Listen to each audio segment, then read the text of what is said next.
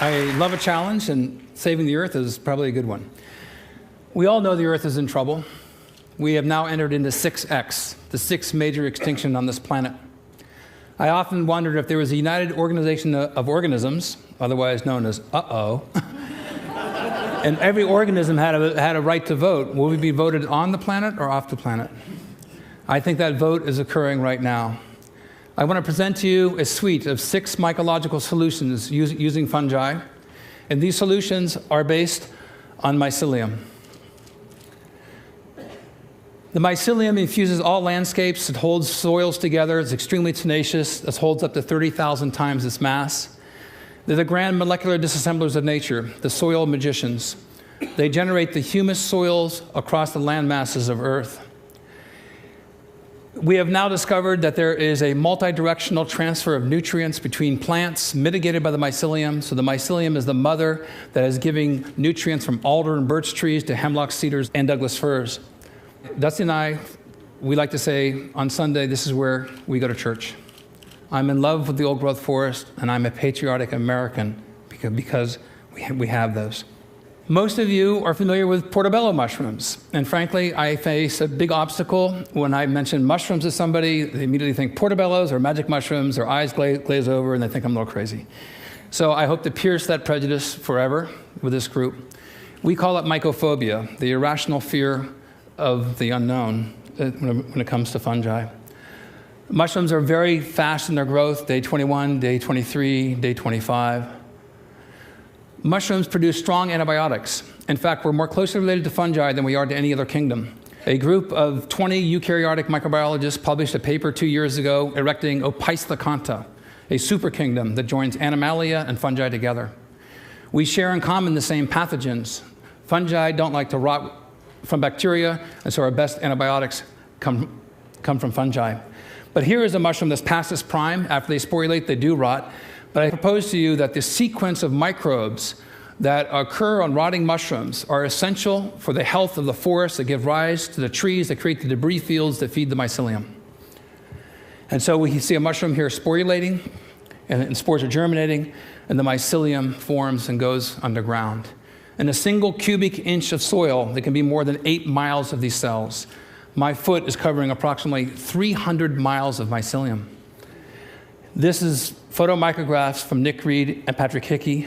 And notice that as the mycelium grows, it conquers territory, and then it begins to net. I've been a scanning electron microscopist for many years. I have thousands of electron micrographs. And when I was staring at the mycelium, I realized that there are microfiltration membranes. We exhale carbon dioxide, so does mycelium. It inhales oxygen, just like we do. But these are essentially externalized stomachs and lungs. And I present to you the concept that these are extended neurological membranes. And in these cavities, these microcavities form, and as they fuse soils, they absorb water. These are little wells. And inside these wells, the microbial communities begin to form. And so the spongy soil not only resists erosion, but sets up a microbial universe that gives rise to a plurality of other organisms. I first proposed in the early 1990s that mycelium is Earth's natural internet. When you look at the mycelium, they're highly branched. And if there's one branch that is broken, then very quickly, because of the nodes of crossing, internet engineers maybe call them hot points, there's alternative pathways for channeling nutrients and information. The mycelium is sentient. It knows that you are there. When you walk across landscapes, it leaps up in the aftermath of your footsteps, trying to grab debris. So I believe the invention of the computer internet is an inevitable consequence of a previously proven biologically successful model.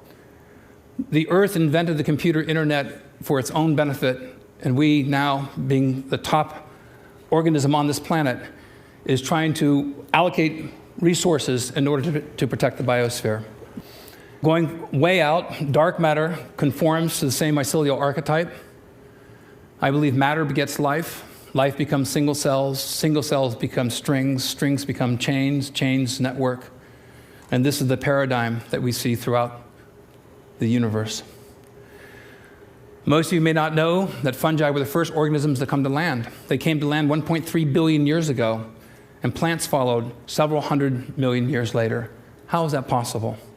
It's possible because the mycelium produces oxalic acids and many other acids and enzymes, pockmarking rock and grabbing calcium and other minerals and forming calcium oxalates, makes the rocks crumble, and the first step in the generation of soil.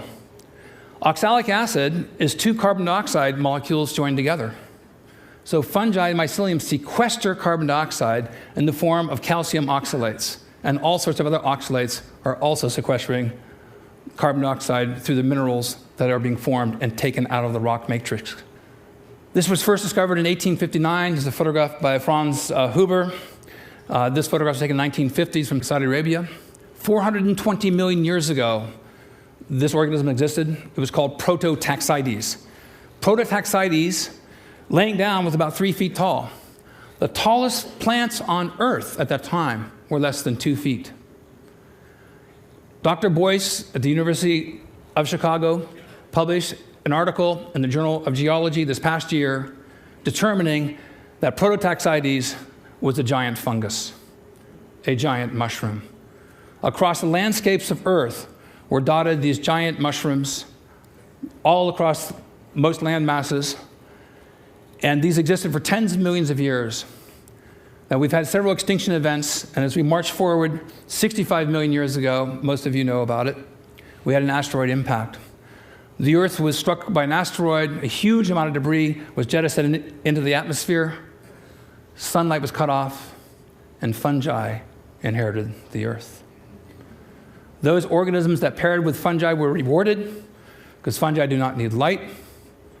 More recently, at Einstein University, they just determined that fungi use radiation as a source of energy, much like plants use light. So the prospect of fungi existing on other planets elsewhere, I think, is a foregone conclusion, at least in my own mind. The largest organism in the world is in eastern Oregon. I couldn't miss it. It was 2,200 acres in size. 2,200 acres in size, 2,000 years old. The largest organism on the planet is a mycelial mat, 1 cell wall thick. How is it that this organism can be so large and yet be 1 cell wall thick, whereas we have 5 or 6 skin layers that protect us? The mycelium, in the right conditions, produces a mushroom. It bursts through with such ferocity it can break asphalt. We were involved in several experiments. I'm going to show you 6, if I can, solutions for helping to save the world. Battelle Laboratories and I joined up in Bellingham, Washington. There were 4 piles saturated with diesel and other petroleum waste. One was a control pile. One pile was treated with enzymes. One pile was treated with bacteria. And our pile we inoculated with mushroom mycelium. The mycelium absorbs the oil. The mycelium is producing enzymes, peroxidases, that break carbon-hydrogen bonds. These are the same bonds that hold hydrocarbons together. So the mycelium becomes saturated with the oil, and then when we return 6 weeks later, all the tarps were removed, all the other piles were dead, dark, and stinky. We came back to our pile, it was covered with hundreds of pounds of oyster mushrooms, and the color changed to a light form. The enzymes remanufactured the hydrocarbons into carbohydrates, fungal sugars. Some of these mushrooms are very happy mushrooms. They're very large. They're showing how much nutrition that they could have obtained. But something else happened, which was an epiphany in my life. They sporulated. The spores attract insects. The insects laid eggs. Eggs became larvae. Birds then came bringing in seeds. And our pile became an oasis of life. Whereas the other 3 piles were dead, dark, and stinky. And the PAHs, the aromatic hydrocarbons, went from 10,000 parts per million to less than 200 in 8 weeks.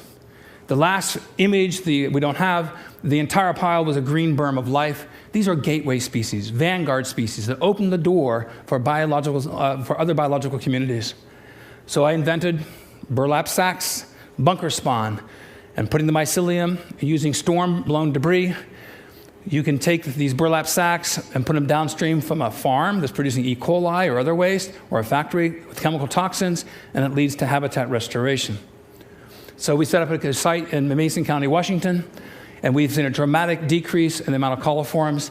And I'll show you a graph here. This is a logarithmic scale, 10 to the 8th power. There's more than 100 million colonies per gram. and 10 to the third power is around 1,000. In 48 hours to 72 hours, these three mushroom species reduce the amount of coliform bacteria 10,000 times. Think of the implications. This is a space-conservative method that uses storm debris, and we can be guaranteed that we'll have storms every year. So this one mushroom in particular, Drew has drawn our interest over time. This is my wife, Dusty, with a mushroom called Fomitopsis officinalis, agarikon. It's a mushroom exclusive to the old-growth forest. The Dioscorides first described in 65 AD as a treatment against consumption. This mushroom grows in Washington State, Oregon, Northern California, British Columbia, now thought to be extinct in Europe. May not seem that large. Let's get closer. This is an extremely rare fungus. Our team, and we have a team of experts that go out, we went out 20 times in the old-growth forest last year. We found one sample to be able to get into culture. Preserving the genome of these fungi in the old-growth forest, I think, is absolutely critical for human health. I've been involved with the U.S. Defense Department BioShield program. We submitted over 300 samples of mushrooms that we boiled in hot water and mycelium, harvesting these extracellular metabolites. And a few years ago, we received these results. We have 3 different strains of agarikon mushrooms that were highly active against pox viruses. Dr. Earl Kern, who's a smallpox expert of the U.S. Defense Department, states that any compounds that have a selectivity index of 2 or more are active, 10 or greater are considered to be very active. Our mushroom strains were in the highly active range. There's a vetted press release that you can read that's vetted by DOD if you Google Stamets and smallpox, or you can go to npr.org and listen to a live interview. So encouraged by this, naturally we went to flu viruses. And so for the first time, I'm showing this. We have 3 different strains of agarikon mushrooms, highly active against flu viruses. Here's the selectivity index numbers. Against pox, you saw 10s and 20s. Now against flu viruses, compared to the ribavirin controls, we have an extraordinarily high activity.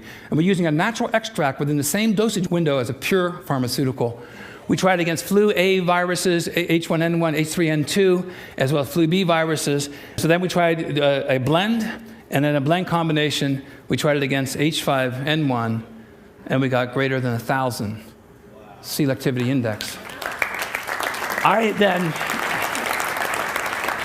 then think that we can make the argument that we should save the old-growth forest as a matter of national defense.